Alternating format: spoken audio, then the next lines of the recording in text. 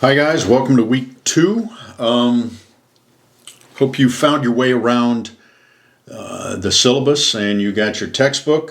Hopefully, if you did not get your textbook, let me know. I can go straight to the author and straight to the publisher and have them send it directly to you.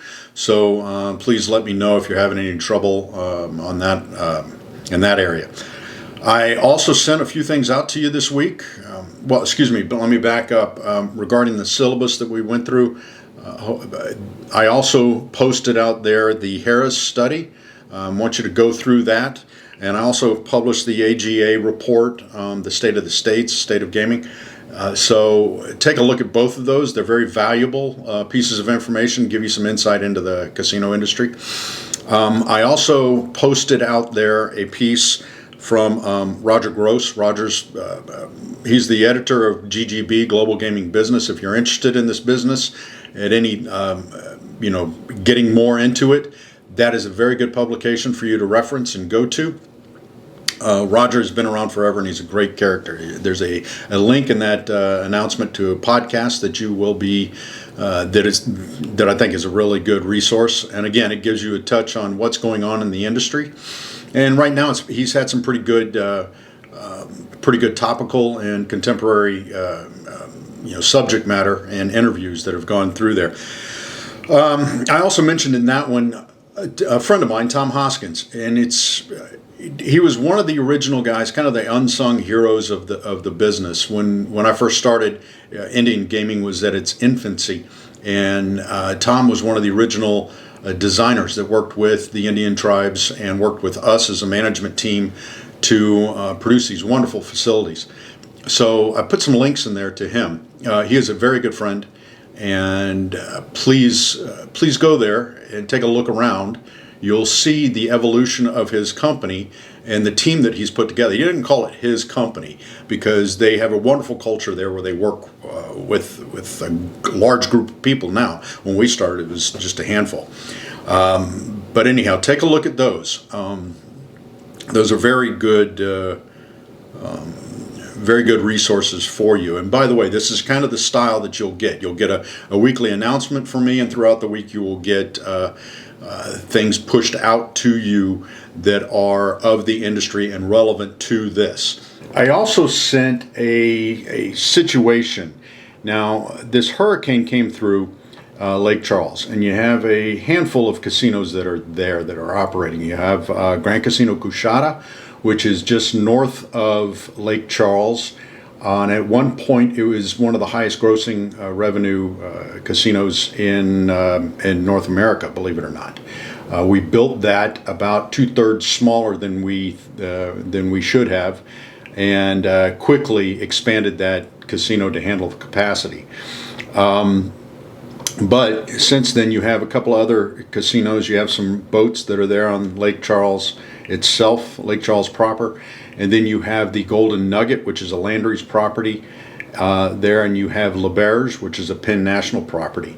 Both are there. They're large. They're on the south side of the lake. And about 80% of their business comes from Houston. Now, what they showed, which I thought was interesting, was the roof coming off of one of the hotel towers at the Golden Nugget. So I want you to put yourself in the position of the general manager of that. Now remember, as a GM in properties like that, you're almost running a city, okay? And the similarities are the same to being a mayor of a city versus the GM of a casino, because you have quite a few different audiences to deal with. And in that case, it's a disaster you have to contend with, and there's many facets of it. And I listed a few of them. So put yourself in that position, and you understand what these folks go through, and maybe that'll bring some of the business of a casino to life. So again, read through that. That one I won't quiz you on, but it's more to set a stage and set some context for this business. And there's another one, and you'll often hear me talk about, and I have not sent this one out yet, but one of my favorite companies is the Wynn organization out in Las Vegas. Steve Wynn is no longer with that company. However, he was instrumental in the growth of growth of Las Vegas and the modern resort, which I believe we're going to talk about coming up, which they call integrated resorts versus and repeater resorts versus resorts or destination resorts, and what we used to call, or what we call, locals, and a locals casino or a locals joint. Joint is a term used within the casino business to represent the property that you're at. So Steve Wynn was instrumental in developing the modern Las Vegas. I had the pleasure of working with and for him in Macau, China, and a couple of times in Las Vegas, which was fascinating. But that's another story for another time. Again, I told you there's plenty of stories within this industry. However, his legacy is stuck around, and his management style and values as a company have stuck around quite a bit and have permeated throughout good organizations, or organizations that I consider admirable and respectable within the industry. So what they did this week, and I thought this was fantastic. I'm going to try to pull up the press release here. Here it is, Wynn Las Vegas. Wynn Las Vegas, and this was on the 27th, to offer virtual learning programs for school-aged children of employees. You'll see a consistent theme with me. I think your most important, your number one segment in any casino business, and frankly any hospitality business, is your employees. You have to take care of them. They will in turn take care of your guests, and they will be wonderful ambassadors for you within the marketplace or within your trade area. But anyhow, let me go through here. Matt Maddox, the CEO of Wynn Resorts, here's a quote from here. "This year has been filled with confusion, anxiety, and loss.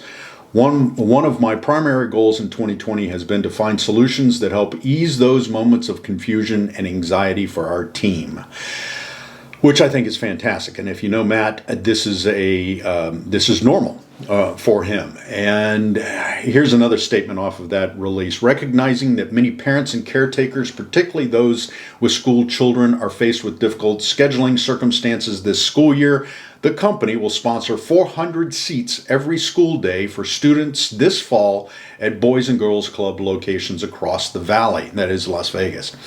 The virtual learning centers at the clubs provide a safe and supervised space for schoolwork during the public school closures. This speaks volumes to anybody who has any form of integrity in this business. And I think a lot of businesses, not just the casino business, can learn from this. And they are clearly the adults in the room.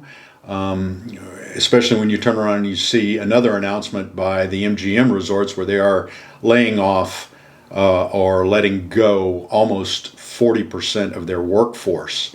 But anyhow, there's a whole other story behind that one as well. So hopefully you'll have a good week.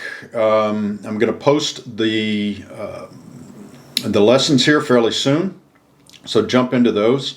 And I believe they are still going to be the ones that I originally recorded. I'll try to get a new one slid in there. And have a great day or have a great week. If you need anything, let me know. Monday, Thursday are my office hours, but certainly you can reach out to me at any point. Thank you, and have a great week.